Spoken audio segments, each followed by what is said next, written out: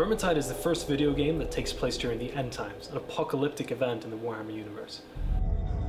We want you to feel like a hero, but we want you to understand that these are desperate times, and even heroes are going to have a hard time surviving.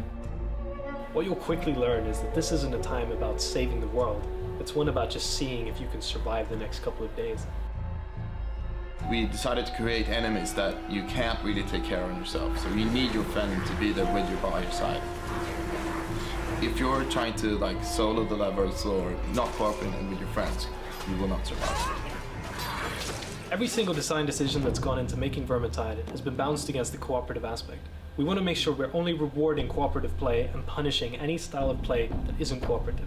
We felt that it was really important that you could drop in and drop out of the game at any time, so you don't feel the pressure while you're jumping into the game. Allowing players to join sessions in progress, or allowing bots to take over for missing players. This means you can play the game alone with bots if you prefer, but we always recommend playing with friends, as that's where the game is really the most fun. It's such a privilege to be working with such a well-developed and rich lore and all of these races and all these characters and weapons, and there's so much to take from. My favorite hero is the Bright Wizard. She's a crazy old lady obsessed with fire magic. Take the Skaven as an example. If we have an idea for an enemy type that we want to do, there's always that, there is this archetype already in the armies, and it's been such a privilege to have all of that deep wealth to take from. Well, the Skaven are really sneaky, menacing, conniving ratmen that live underneath the whole planet. They've been really fun to work with since they have this sort of backstabbing mentality, and also they're a really cowardly race. If you come up onto a lone Skaven, we have the system that they will actually try to move away and cower away. It's really important for us to make sure that we portray them as human beings and not just some monster race. In order to build a co-op game where you would never truly feel safe, we've built systems allowing the Skaven to traverse the levels in ways that even the human players can't do.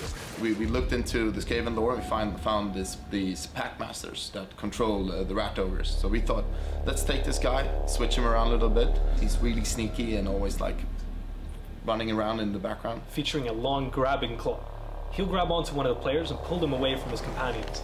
And if you don't save that character in time, he will actually lift him up and hang him. If you are grabbed by a packmaster, you are completely helpless. On the other side of the spectrum, we have the Rattling Gunner. And what is more iconic for the Skaven army than the Rattling Gunner? And what he does, he selects one of the players, starts shooting relentlessly at him.